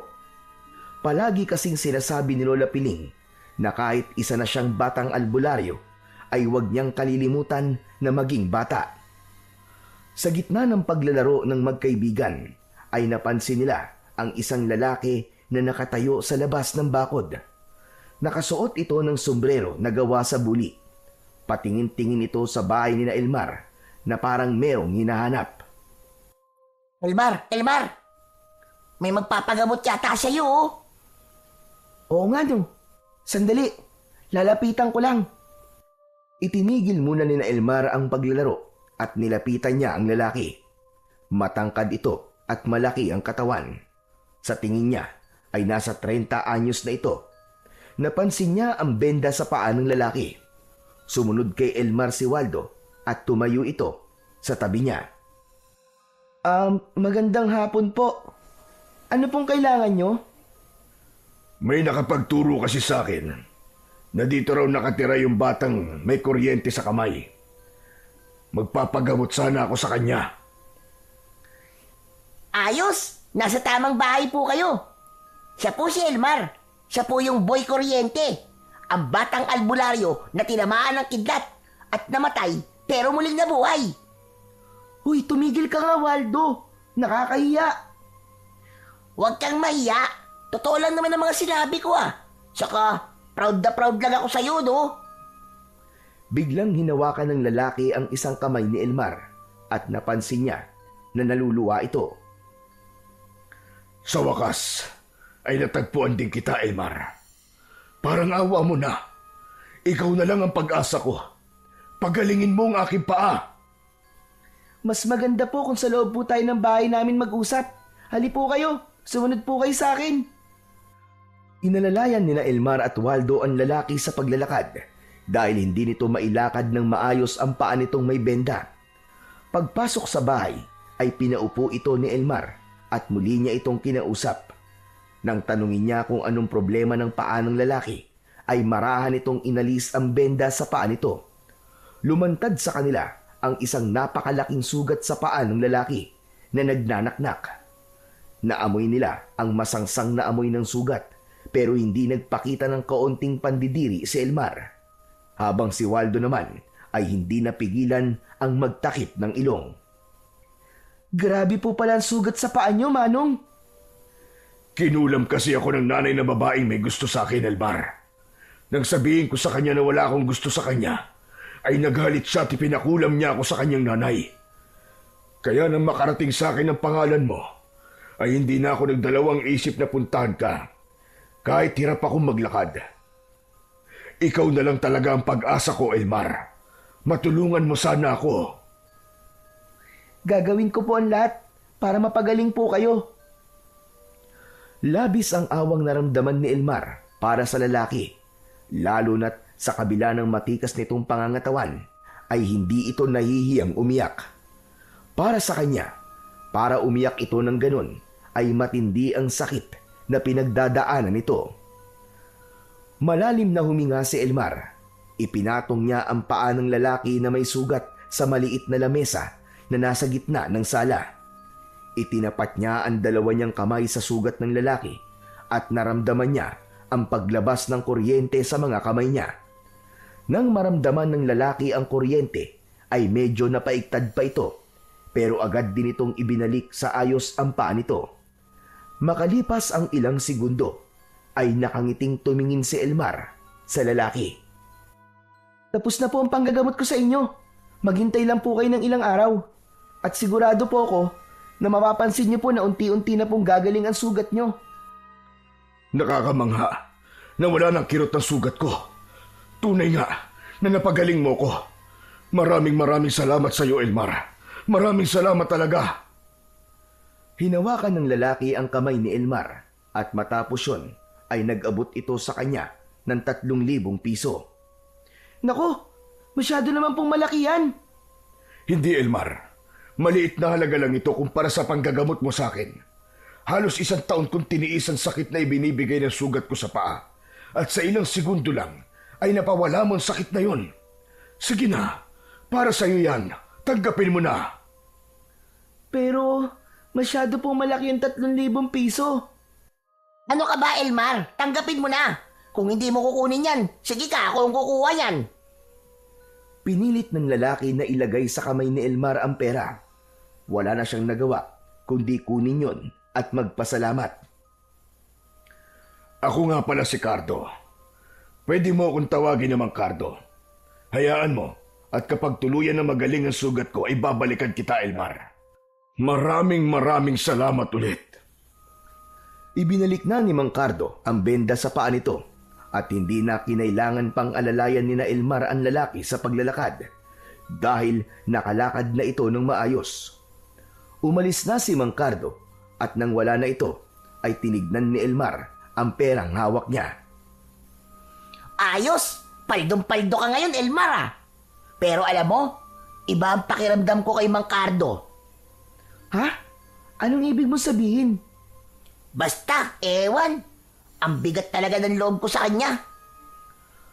Huwag ka kasing palahusgan ng tao. Mukha naman siyang mabait eh. Anong magagawa ko? Sa'yo nang nararamdaman ko sa kanya eh. Ewan ko sa'yo. Tara na, maglaro na lang ulit tayo ng holen. Matapos yun, ay nauna nang lumabas si Waldo. Si Elmar naman ay nagtungo sa kwarto upang itabi sa kahon ng sapatos ang perang ibinigay sa kanya ni Mang Cardo. Lumabas na siya pagkatapos ay ipinagpatuloy nila ni Waldo ang kanilang paglalaro. Bago tuluyang kumagat ang dilim, ay dumating na si Lola Piling. Sinalubong ito ni Elmar upang kunin ang mga pinamili nito sa palengke. Dumiretso sila sa kusina upang ayusin ang mga binili ni Lola Piling. Doon ay ikinuwento ni Elmar sa lola niya ang tungkol kay Mang Cardo at ang perang ibinayad nito sa kanya. Ano ka mo? 3,000 piso? Aba, yan na yata ang pinakamalaking pera na tanggap mo mula sa mga nagpapagamot sa iyo, apo. Sayang at hindi ko siya nakilala. Para sana nakapagpasalamat man lang ako sa kanya ng personal. Kaya nga po, Lola eh. Ayaw ko nga po sanang tanggapin kasi masyadong malaki po. Pero mapilit po si Mang Cardo eh. Siguro ay tuwag-tuwa yun sa iyo kaya ganun kalaki ang ibinigay niya sa iyo. Pero mas masaya po ako kasi nakita ko po na masaya siya. Ang sabi po niya, kapag tuluyang gumaling daw po ang sugat niya, ay babalik po siya rito. Sana ay maging mabilis ang paggaling ng sugat niya. Masaya rin ako dahil marami kang taong nabibigyan ng pag-asa, apo. Hindi mo alam kung gaano kita ipinagmamalaki.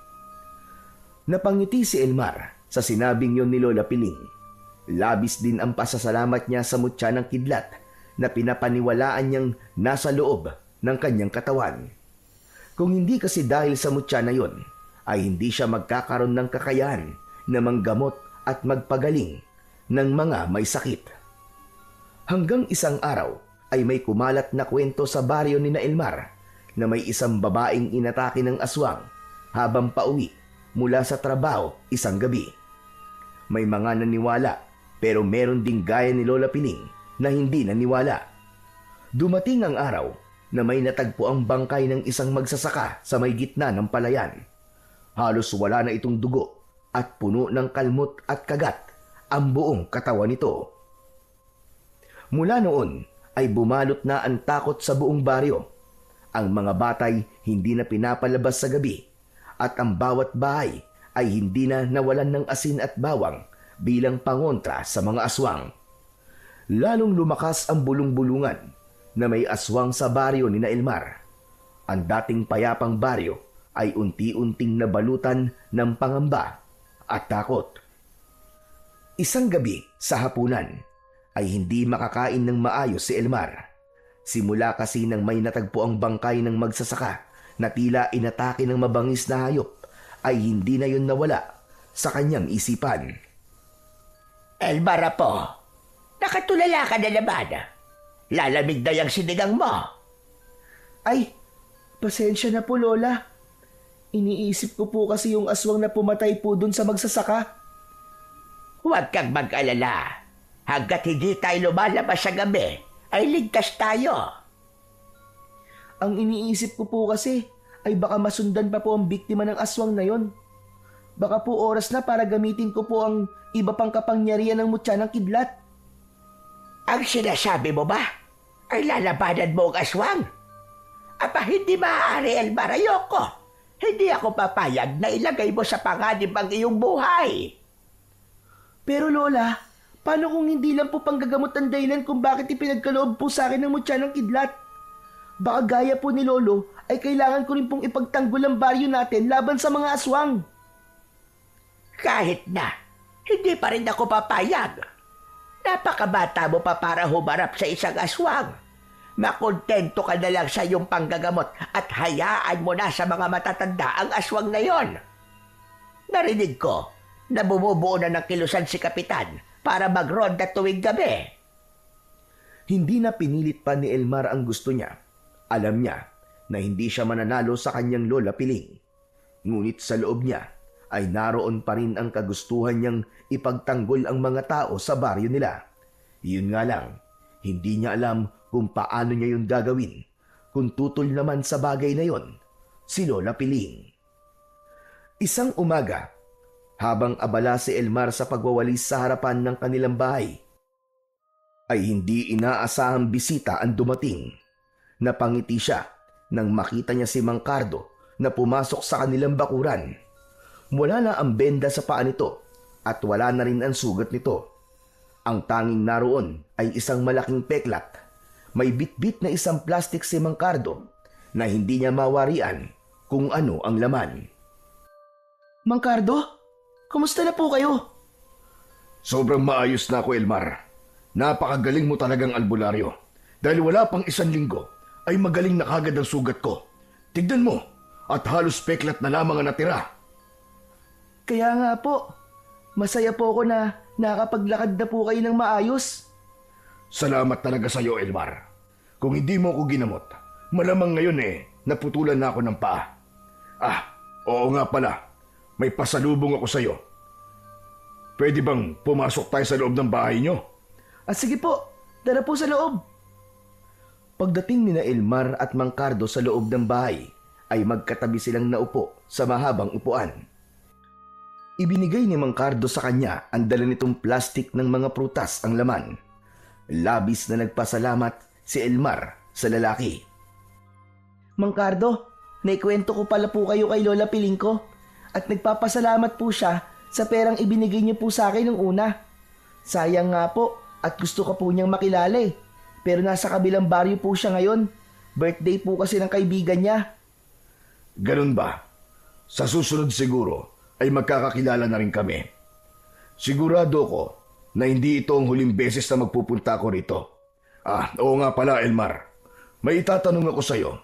At kung hindi ka komportableng sagutin, ay pwedeng hindi mo sagutin. Ano po yun, Mang Cardo? Bakit ang galing mo manggamot? May nagturo ba sa iyo? Umiling si Elmar at hindi siya nagdalawang isip na sabihin kay Mang Cardo ang totoo. Kalat naman sa buong baryo nila ang kwento sa likod ng kakayahan niyang manggamot. Doon ay ikinuwento ni Elmar kay Mang Cardo na tinamaan siya ng kidlat at ang muli niyang pagkabuhay. At yun nga po, simula po nang mabuhay ulit ako, ay nagkaroon na po ako ng kakayahan na manggamot. Ang sabi po sa akin ni Lola Piling ay nagkaroon po ako ng mutya ng kidlat gaya po ng lolo ko. Itinaas ni Elmar ang damit niya upang ipakita kay Mang Cardo ang balat niya roon na hugis kidlat. Bigla rin po ako nagkaroon ng ganitong marka. Ang hula po namin ni Lola Piling ay parang palatandaan po ito na may mutya ng kidlat sa loob ng katawan ko. Kahanga-hanga kung ganon. Ngayon lang ako nakarinig ng ganyang kwento. Sana ipatuloy mong gamitin ang mutya na yan sa kabutihan at pagtulong. Nagulat si Elmar nang ilapat ni Mang Cardo ang palad nito sa dibdib niya. Bigla siyang kinabahan sa dahilan na hindi niya alam, ngunit hinayaan lang niya ang lalaki. Nag-aalangang ngumiti si Elmar. Hindi na rin nagtagal doon si Mang Cardo at nagpaalam na ito sa kanya. Sa mga sumunod na araw ay naging sunod-sunod na ang mga natatagpo ang bangkay sa baryo ni na Elmar. Pare-parehong kalunos-lunos ang itsura ng mga bangkay. May ilan pa na wakwak ang dibdib at ang tiyan ay wala ng lamang loob. Isa iyong malaking patunay na may aswang na gumagala sa baryo tuwing gabi at nambibiktima ng mga tao. Muling sinubukan ni Elmar na kumbinsihin si Lola Piling na payagan siya nitong tumulong sa pagtugi sa aswang, pero mahigpit pa rin ang pagtutol ng kanyang lola. Ngunit lingid sa kaalaman ni Lola Piling, sa tuwing nakakatulog na ito sa gabi ay tahimik na nagtutungo si Elmar sa likod ng kanilang bahay. Bitbit niya ang isang itak na iniwan ng kanyang yumaong lolo. Sa ilalim ng liwanag ng buwan ay nagsasanay siya kung paano makipaglaban, at sa bawat lihim na pagsasanay na kanyang ginagawa ay hindi niya maitatanggi ang lakas at enerhiya na ibinibigay ng mutya ng kidlat sa kanya. Pinaghusay niya rin ang pagpapalabas ng kuryente sa kanyang mga kamay bilang gamit sa pag-atake. Hindi siya makapaniwala na ang kuryenteng nakuha niya mula sa mutya ng kidlat ay hindi lang niya maaaring gamitin sa pagpapagaling ng sakit, kundi sa pakikipaglaban din. Isang hapon ay nagpunta si Waldo sa bahay ni Elmar. Sabi nito ay birthday niya at naghanda ang nanay niya. Inimbitahan si Elmar ni Waldo na magpunta sa bahay nito para kumain. Happy birthday, Waldo ah. Sorry, wala akong regalo sa'yo kasi hindi ko alam na ngayon pala ang birthday mo eh. Sus, ang tagal na natin magkaibigan tapos hindi mo pa alam ang birthday ko? Hus, palusot ka lang eh. Hehe, pero hindi, joke lang yun. Ayos lang kahit wala kang regalo. Ay oo nga pala si Lola Piling. Isama na rin natin para sa bahay na kayo maghapunan. Masama kasi ang pakiramdam ni Lola eh. Pero tatanungin ko siya kung kaya niyang sumama. Pinuntahan ni Elmar si Lola Piling sa kwarto. Nakahiga ang matanda at nakabalot sa kumot. Umupo siya sa gilid ng papag at hinawakan sa braso ang kanyang lola. Lola, iniimbitahan po tayo ni Waldo sa bahay nila. Birthday niya po kasi ngayon eh. Doon na raw po tayo maghapunan. Nako, Elmar. Masakit ang katawan ko. Hindi ko kayang maglakad na po. Ikaw na lang ang magpunta. Sige na. Basta bumalik ka kagad bago magdilim. At alam mo namang may gumagalang aswang. Sigurado po kayo, Lola? Oo, sige na. At baka mabinat pa ako kung pipilitin ko maglakad. Sabihin mo na lamang kay Mercy na ipagbalot niya ako. Kung merong lumpiang Shanghai, pakisabi damihan. Sige po, Lola. May sopas pa naman po sa kusina eh. Kapag nagutom po kayo, kumain po kayo ha. Matapos yun ay binalikan na ni Elmar si Waldo sa labas ng bahay. Oh, nasan si Lola Piling? Eh Waldo, hindi raw siya makakasama eh. Kasi masakit ang katawan niya. Sayang naman. Pero tara na, magpakabusog tayo sa bahay kasi maraming nilutong pagkain si Mama. Naglakad na ang magkaibigan at makalipas ang ilang minuto ay nakarating na sila sa bahay ni Waldo. Agad silang inaya ni Aling Mercy na kumain. Hindi nagsinungaling si Waldo nang sabihin nito na maraming niluto ang nanay niya. Meron dong spaghetti, pansit, cake, tinapay at ang paboritong lumpiang Shanghai ng kanyang Lola Piling. Sinabi ni Elmar kay Aling Mercy kung bakit hindi nakasama si Lola Piling at naintindihan naman ito. Si Aling Mercy na rin ang nagkusang magbalot ng pagkain na iuuwi mamaya ni Elmar sa kanyang lola. Maganang kumain si Elmar kasama sina Waldo at Aling Mercy. Matapos kumain ay ibinigay na ni Aling Mercy ang regalo nito kay Waldo. Napatalon si Waldo sa tuwa nang pagbukas nito ng regalo ay video game ang naroon. Inaya kagad siya ni Waldo na maglaro nun. Ikinabit naman ni Aling Mercy ang video game at naglaro na sina Elmar at Waldo. Hindi na namalayan ni Elmar ang oras at nang mapatingin siya sa labas ay madilim na. Waldo, gabi na pala. Baka nag-aalala na sa akin si Lola. Uuwi na muna ako. Bukas na lang ng umaga tayo maglaro. Bakit? Natatakot ka ba sa aswang? Ihahatid ka naman namin ni nanay eh. Maglaro pa tayo. Saka alam ng lola mo na nandito ka sa bahay. Kaya hindi yun mag-aalala sa'yo. Dahil sa gusto ring maglaro pa ni Elmar, ay hindi na muna siya umuwi. Ngunit sa gitna ng kanilang paglalaro ng video game, ay bigla siyang kinabahan. Isang kaba na noon lang niya naramdaman na para bang may masamang nangyayari. Waldo, uuwi na talaga ako. Mamaya na. Nag-aalala na talaga ako kay Lola eh. Ay nako, sige na nga. Sandali, tatawagin ko lang si Mama para ihahatid ka namin. Tumayo na silang dalawa. Tinawag ni Waldo si Aling Mercy at inihatid na si Elmar ni na Aling Mercy at Waldo. Habang naglalakad pa uwi, ay patuloy na kinakabahan si Elmar. Nang makarating sila sa bahay, ay nagtaka si Elmar nang makitang nakabukas ang pinto. Nagmamadali siyang pumasok at mas lalo siyang kinabahan nang makita niyang magulo ang mga gamit nila. Tumakbo si Elmar sa kwarto at nanlumo siya nang malamang wala roon ang kanyang lola Piling. Bumalik siya sa labas kung saan naroon sina Aling Mercy at Waldo. Ipinaalam niya sa mga ito na wala roon si Lola Piling. Tinulungan siya ng mga ito na hanapin sa paligid ng bahay si Lola Piling, pero bigo silang makita ito. Hindi na nagsayang ng oras sina Elmar. Sinamahan siya ni na Aling Mercy at Waldo sa bahay ng kanilang kapitan upang iulat ang pagkawala ni Lola Piling. Agad naman na kumilos ang kapitan at ang ilang tanod upang hanapin ang nawawalang lola. Habang naghihintay si Elmar sa bahay, ay sinamahan siya ni na Aling Mercy at Waldo. Hindi na sila nakatulog sa paghihintay na bumalik doon ang mga tanod at si kapitan. Nasaan na kaya si Lola? Sana naman okay lang siya. Huwag ka mag-isip ng kung ano-ano, Elmar. Baka naglakad-lakad lang si Lola. Imposible yun, Waldo eh. Hindi na lumalabas si Lola ng ganitong oras simula na magkaroon ng aswang dito sa baryo natin. Paano kung may aswang palang pumasok dito sa bahay habang wala ako?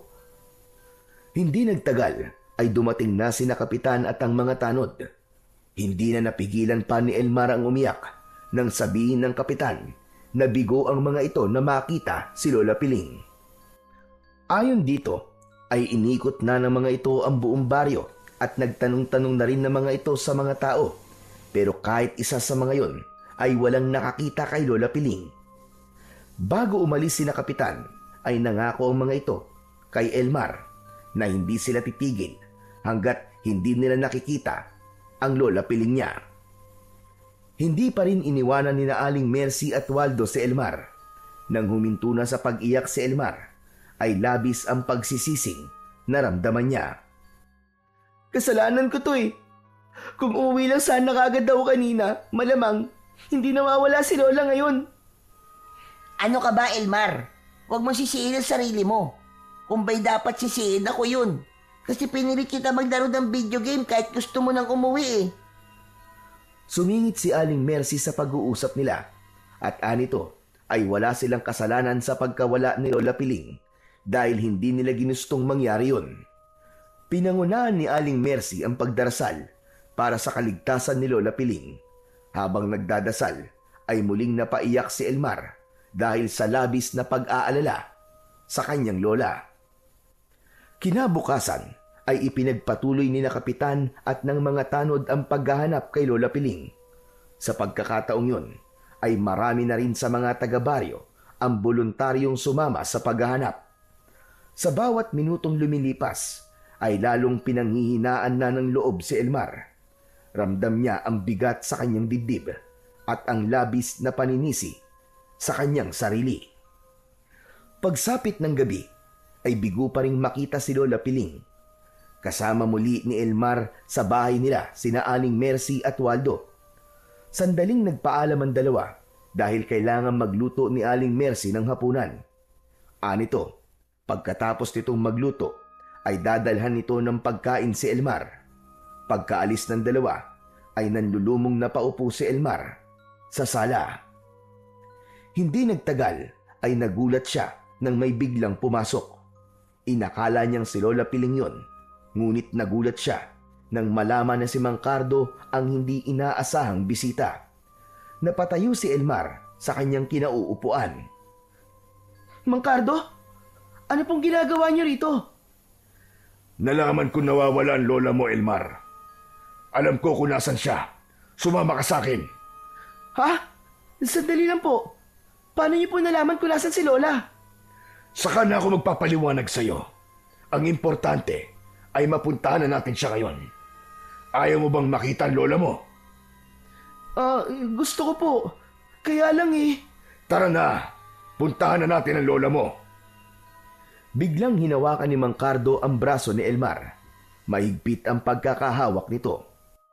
Mabilis na nag-isip si Elmar.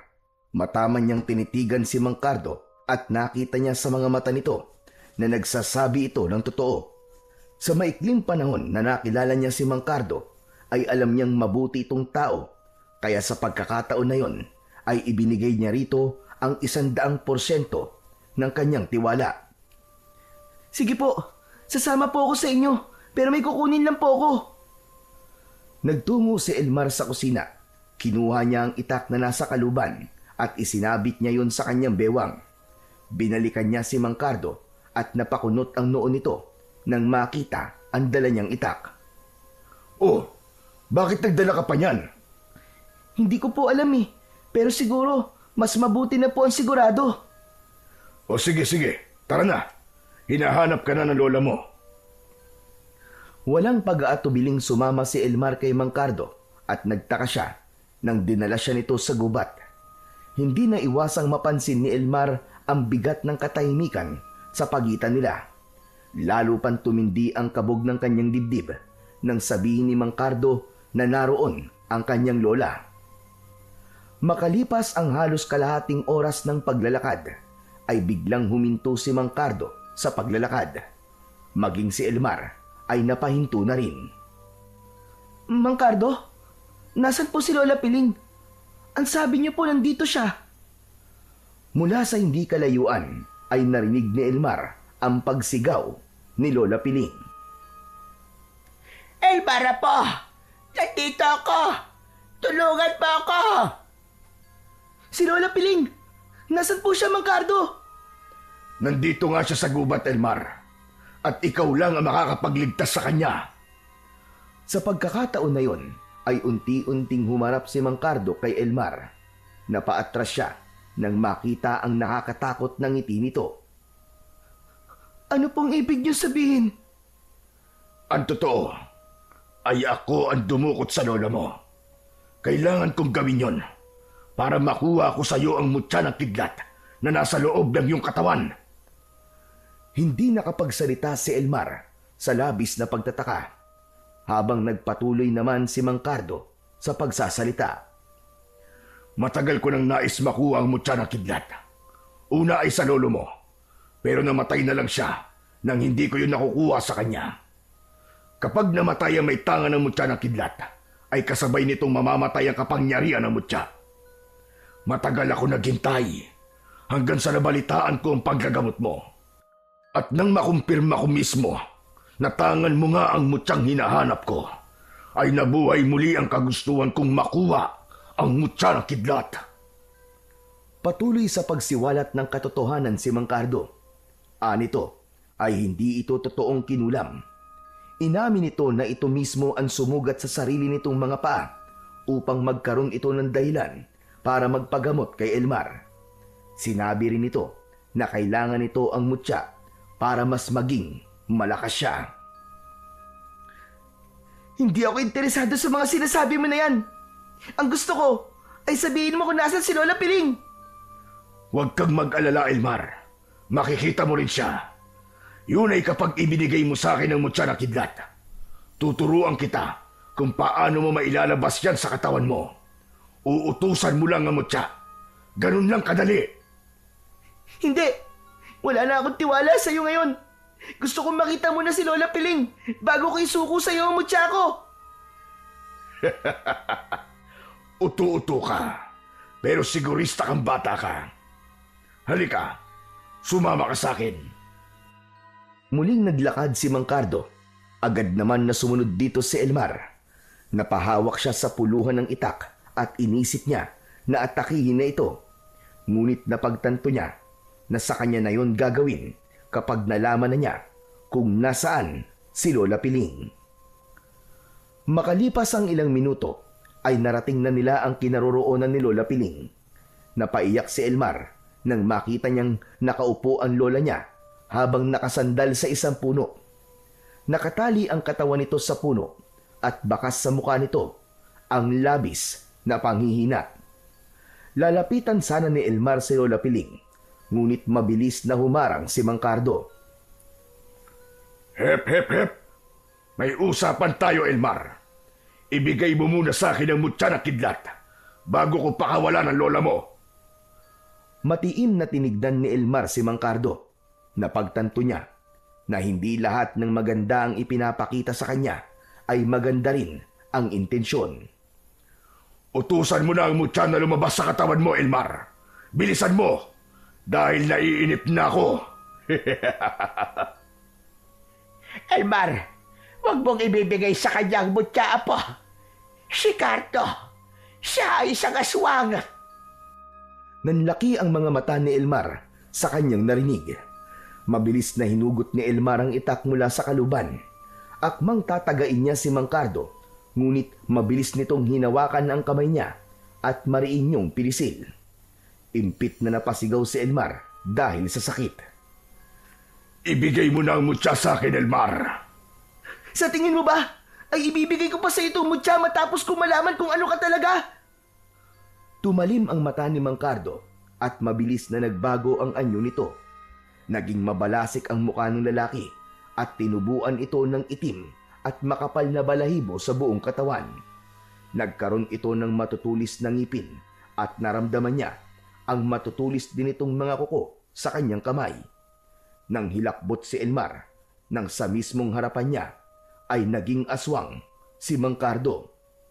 Hindi hinayaan ni Elmar na pangunahan siya ng takot. Sa isip niya ay binulungan niya ang mutya ng kidlat na tulungan siya nito.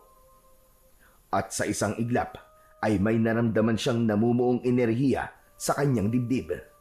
Isang napakalakas na kuryente ang kumawala sa katawan ni Elmar at sumambulat yon kay Mang Cardo. Tumalsik ang aswang palayo sa kanya at tumilapon ito sa madilim na bahagi ng kagubatan. Agad na nilapitan ni Elmar ang lola niya. Gamit ang itak ay pinutol niya ang lubid na nakatali dito. Elmar, apo! Sa likod mo! Paglingon ni Elmar ay hinawakan siya ng aswang sa magkabilaan niyang balikat. Itinapon siya nito palayo sa lola niya. Tumama ang likod niya sa puno bago siya bumagsak sa malamig na lupa. Naglakad palapit ang aswang kay Elmar habang may nakapaskil na malaking ngiti sa labi nito. Hindi na sana tayo aabot sa ganito kung ibinigay mo na sa akin ang hinihingi ko. Gusto mo pa talagang masaktan, ha? Hindi ako papayag na makuha mo sa akin ang mutya. Poprotektahan ko to. Gaya ng pagprotekta dito ni Lolo Paeng ko na nabubuhay pa siya. Kung ganon, ay kukunin ko na lang sa iyo yan sa paraang alam ko. Sa isang kisap mata ay sumugod ang aswang kay Elmar. Bakas sa mukha nito ang labis na kagustuhang makuha sa kanya ang mutya. Mabilis na tumayo si Elmar at mahigpit niyang hinawakan ang kanyang itak. Umambay ito ng isang mabilis na kalmot, pero umurong si Elmar at mabilis niya itong sinaksak sa tagiliran. Sumirit ang maitim na dugo ng aswang at napaatras ito. Ngunit imbis na manghina ang aswang, ay tila mas lalo itong nagngalit. Sa sunod na pag-atake, ay nagsalubong ang matutulis na kuko ng aswang at ang talim ng itak ni Elmar. Kumaskas ang itak sa matitigas na kuko ng aswang at kasunod nun ay muling sumiklab ang matinding sagupaan. Tumama ang talim ng itak sa balikat ng aswang, ngunit hindi na nagawang iwasan ni Elmar nang bumaon ang mga kuko ng aswang sa kanyang tiyan. Napasigaw siya sa labis na sakit at napaluhod. Sa isang iglap, sumunggab ang aswang at itinulak siya pabagsak sa lupa.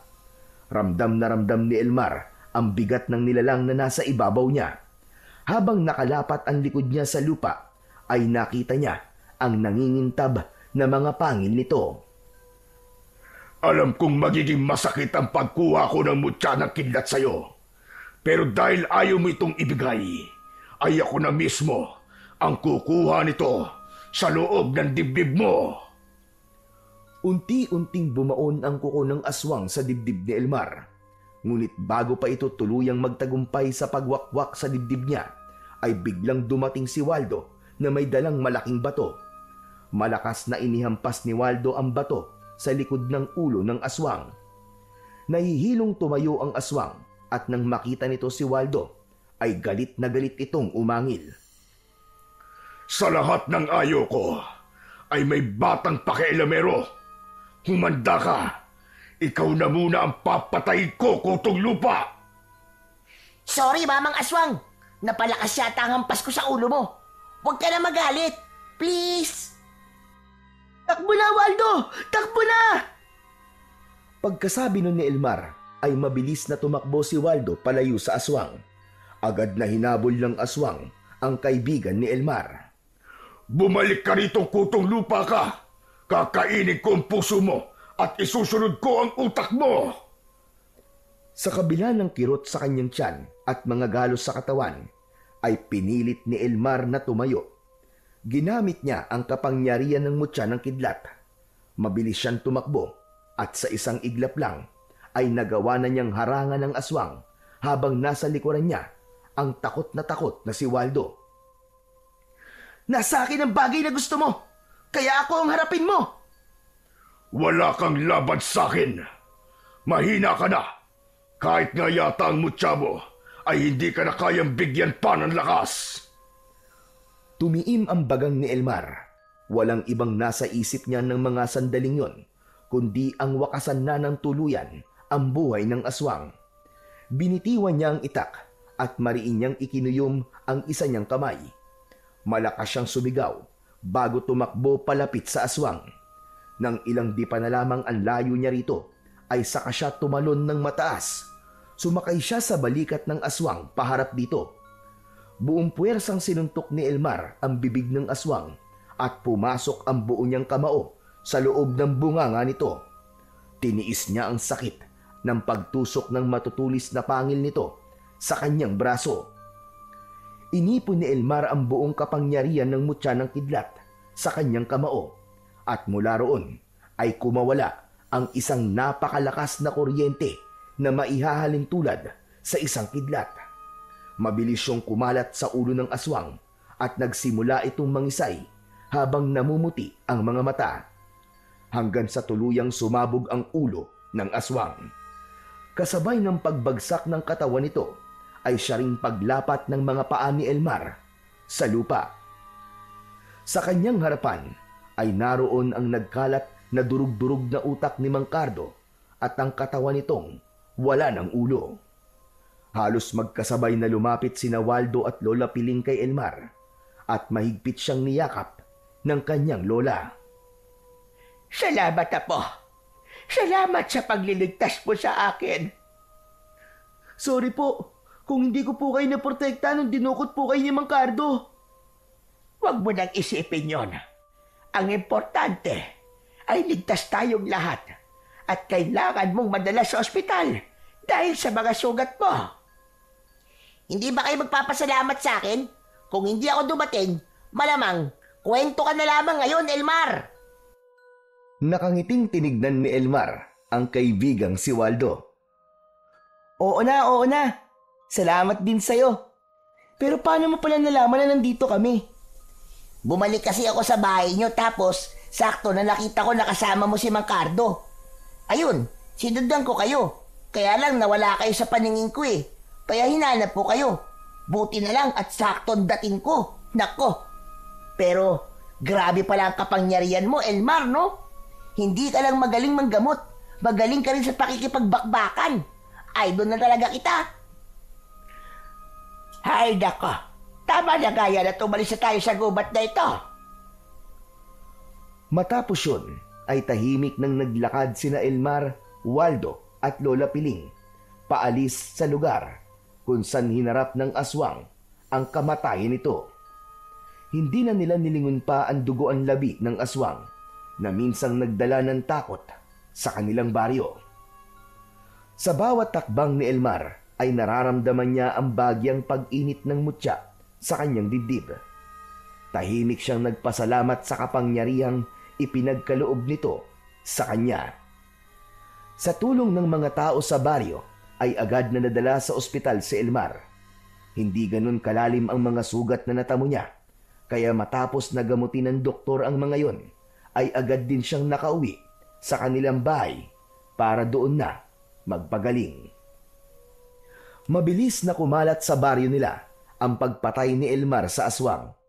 Mas lalong humanga ang mga tao sa kanya at itinuring pa siyang batang bayani. At bilang pagkilala sa kabayanihan ni Elmar, ay isang programa ang isinagawa sa plaza at doon ay pinarangalan siya sa pamumuno ng kanilang kapitan. Hindi alam ni Elmar kung mahihiya ba siya o kung ano dahil hindi siya sanay sa ganung uri ng atensyon. Ngunit sa kabila nito ay labis ang nararamdaman niyang galak dahil doon. Kitang-kita rin sa mukha ng kanyang lola at sa mag-inang Waldo at Aling Mercy ang labis na galak at paghanga sa pagkilala na yon kay Elmar. Isang umaga ay nagtungo sina Lola Piling at Elmar sa sementeryo. Dinalaw nila ang puntod ng lolo ni Elmar at ng kanyang ina na magkatabi lang. Sigurado ko na kung nasaan ba ng lolo at nanay mo ay sobra kanilang ipinagmamalaki, apo. Biruin mo, sa edad mo na yan, ay ang dami mo nang nagawa para sa baryo natin. Lola Piling, nagkataon lang po na may kakayahan akong tumulong kasi nasa akin po ang mutya ng kidlat. Sadyang may likas na tapang ka talaga, apo. At patawarin mo rin ako kung pinigilan kitang harapin ang aswang. Natakot labang ako na masaktan ka. Naiintindihan ko naman po kayo, Lola eh. Maraming salamat din po sa paggabay niyo po sa akin. Malaki po ang parte niyo sa kung ano po ako ngayon. Sa loob ng puso ni Elmar ay isang pangako ang kanyang binitiwan. Simula sa araw na yon, hindi na lamang niya gagamitin ang mutya ng kidlat sa pagpapagaling ng mga may sakit, kundi gagamitin na rin niya yon maging sa pakikipaglaban sa lahat ng nilalang na magtatangkang sirain ang kapayapaang tinatamasa ng kanilang baryo.